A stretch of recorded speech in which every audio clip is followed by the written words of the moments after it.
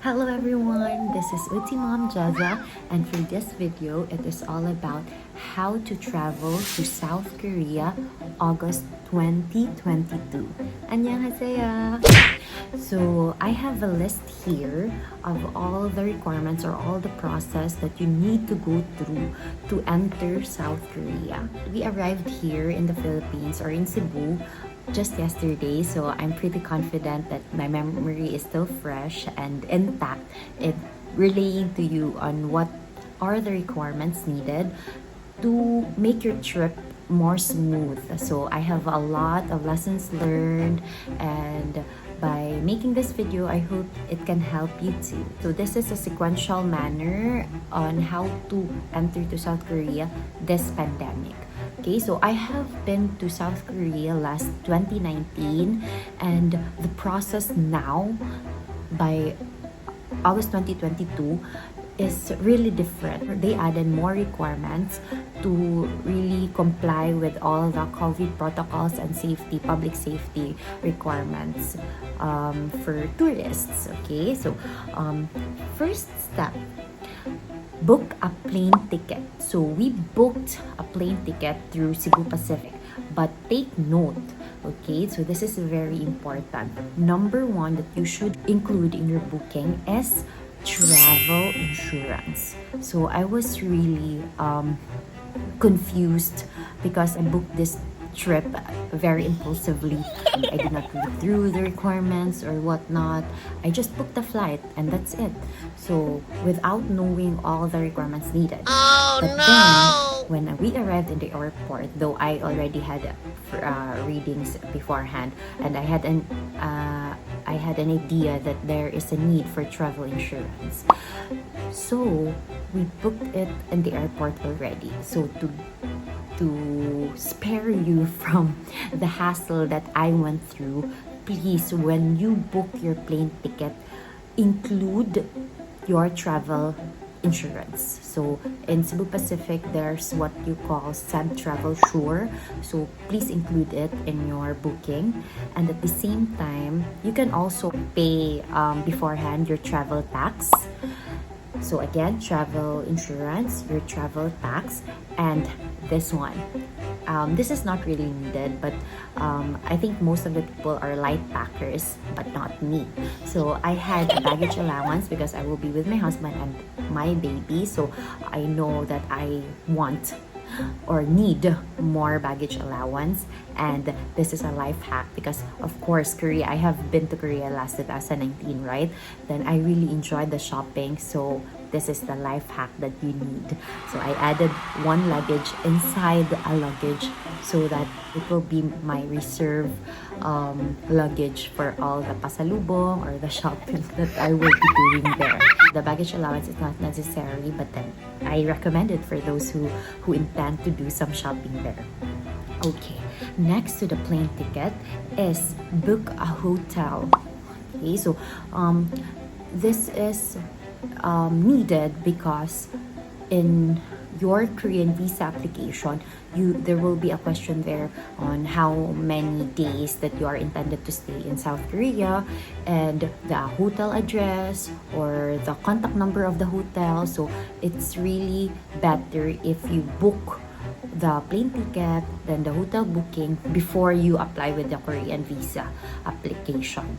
Okay, so with the hotel booking, I highly recommend you to book a hotel where it is near a shopping center or where there is a lot of happenings around the area, like there are a lot of street foods, there are a lot of shopping area. So basically in our situation, we booked Hotel Sky Park Central Myeongdong. So Myeongdong is known for the center for shopping before COVID, and even now during COVID, it's not like what you see in other vlogs wherein it is really kind of more like ghost town. But now we stayed there, it is already fun and lively just like before, though there are still closed stores, but you can still enjoy. We enjoyed our stay. Like, we come from a tour, then every night, if we have spare time, we still do some shopping as much as we can before the store closes, and even enjoy their street food. So it's really beneficial to choose your hotel wisely so that you will really make use of the time even after a tour. That's it. So basic plane ticket and hotel booking. This third step is the most important one, because you cannot enter South Korea if you don't have a Korean visa. There is no more stamp or something that will be pasted on your passport anymore, but then there will be a piece of paper called the visa grant notice that you will submit on the check-in counter when you are already on your day of flight, that you will submit to the as a requirement. But then it's just the same though. The Korean visa application does not need personal appearance. So in our situation, my husband and my baby did not come with me when I was processing the papers, because I knew beforehand when we had our trip with my best friends back in 2019 that it does not need personal appearance. You can also enter the Korean consulate through walk-in. Okay, so that's a very good, no need for appointments. But then please, also there is a very important schedule in a day that you should take note of. Like for example, here in Cebu, the Korean consulate accepts the submission for the documents or the requirements from 9 a.m. to 11 a.m. only. So that's purely for submission of your requirements or the processing, or the people in the consulate will check if your requirements are filled up or complete. So that's the time, 9 to 11 a.m. only. In the afternoon, 2 to 4 p.m., that will be the releasing of the papers. Okay, so if your visa will be denied or will be accepted, if you will be given a visa grant notice already. But then going back to the Korean visa application, if you will be staying in Korea for less than 59 days, it is free. Okay, so if it is more than 59 days, there will be a processing fee of 2,000. But then I think most of us will go there as a tourist, right? So it is all free. So no need to worry, because most of the people I know who applied for Korean visa are all accepted if and only if your requirements are complete, and if you have, I think for me, if you have the money inside your bank. Here I will be pasting the specific requirements that I got in the consulate mismo. Okay, so for self-employed, for employed, for employees, or for businessmen. Okay, so please just follow the exact requirements and you will go on smoothly with your processing.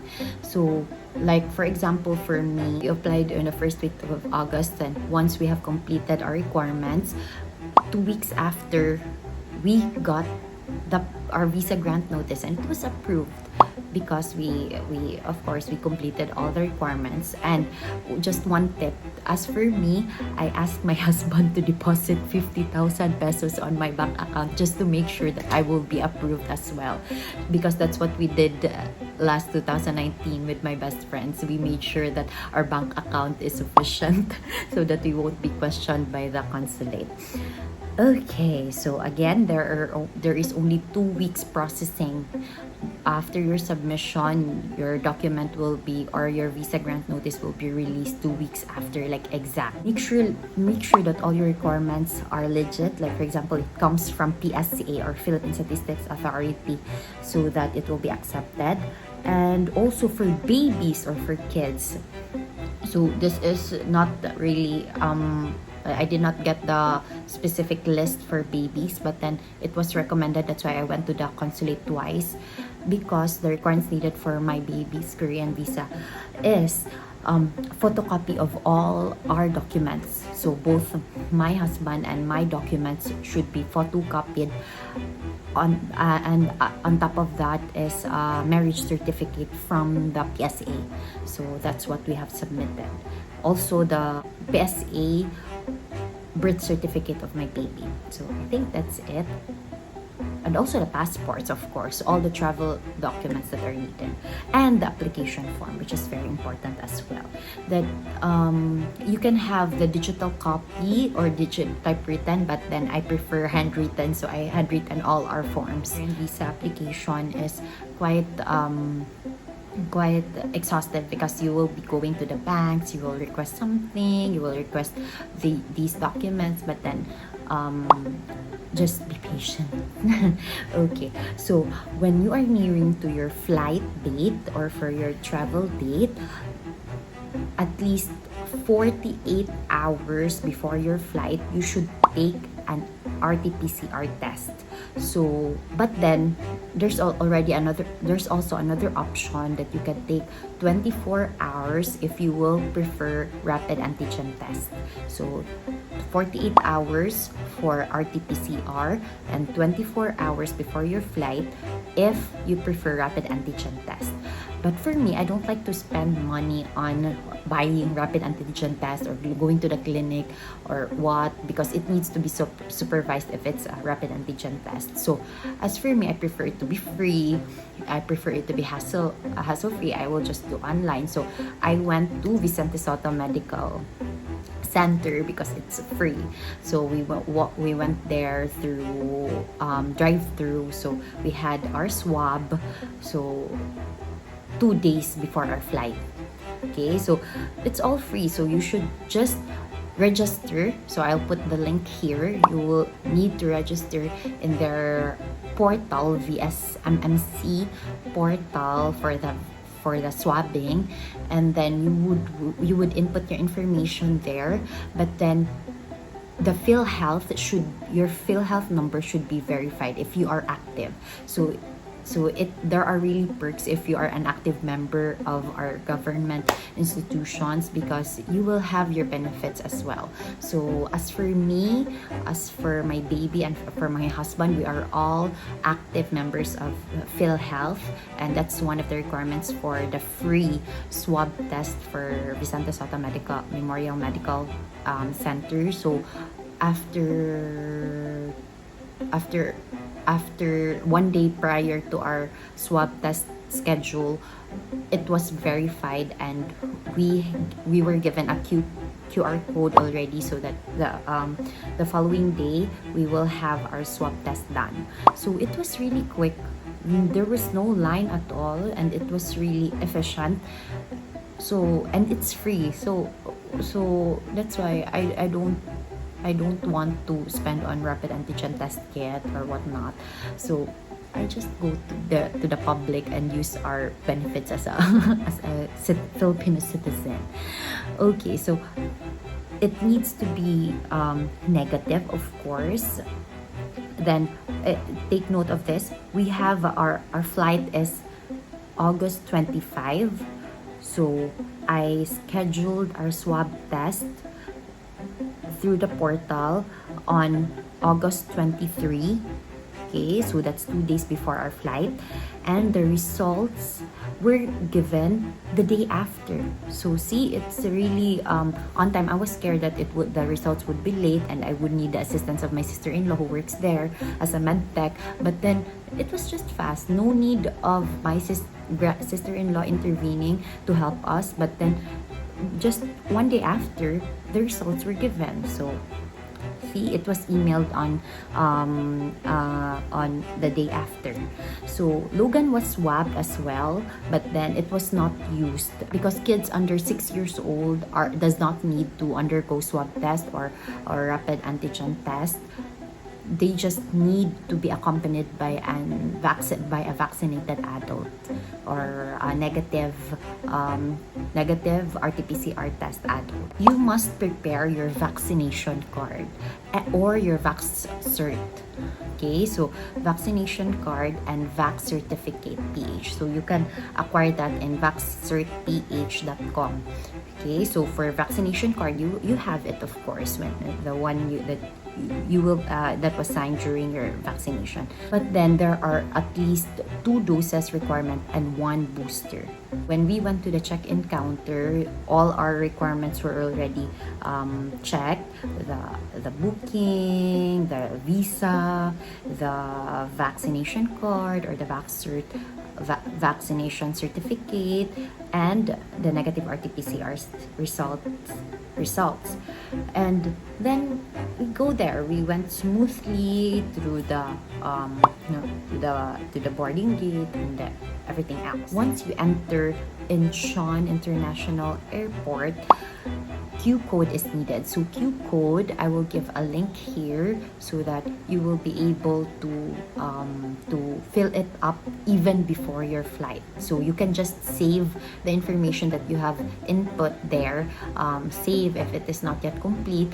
But then if it's already complete, you can have now your QR code even before you enter Incheon.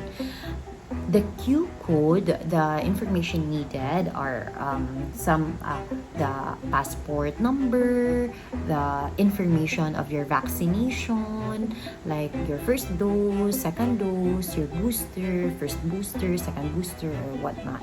Okay, so it's very important that you must also insert or attach the negative RT-PCR results. So they will be you will be uploading some files there to get a QR code. Then once you enter Incheon, that would be the first stop that you will be submitting. So there will be a line there that you will check your Q code. So if you did not fill up the Q code ahead of time, so you will have a hard time in filling up, looking for the files or whatsoever. So it's very important to just obtain it even before your flight. So we had our Q code before our flight or before even entering Incheon. Okay, so we arrived in South Korea successfully, as well prepared, except for the travel insurance, because I had to run through the ticketing booth to manage our booking again through an agent. Okay, so when the Cebu Pacific has a travel advisory or the requirements once you arrive in Incheon or in South Korea. So they require there that you must take an RT-PCR test upon arrival in Korea. But then my husband was insistent that we will not take the RT-PCR test anymore because we just had an RT-PCR test in the Philippines. I was just looking around and no people were taking tests or whatnot, lining up for something. So we went straight to our hotel without taking the RT-PCR test upon arrival in South Korea.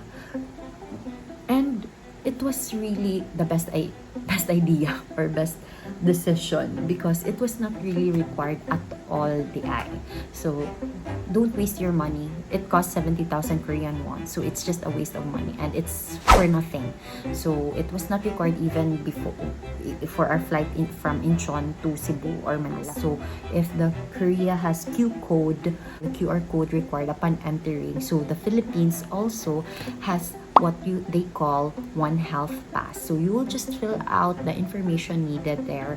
So again, you will need your passport number, your personal details, your vaccination details, and etc. But then it's just it's a long form, but then it's just easy to fill up, no problem at all. But still prepare your PhilHealth number as well.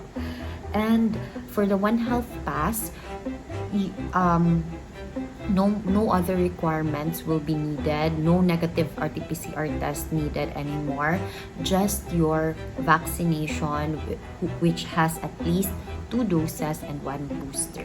So I think that's it for the travel requirements to South Korea, and hope you visit South Korea because it's so much fun and we really enjoyed our vacation, our quick vacation there. And I think that's it for now.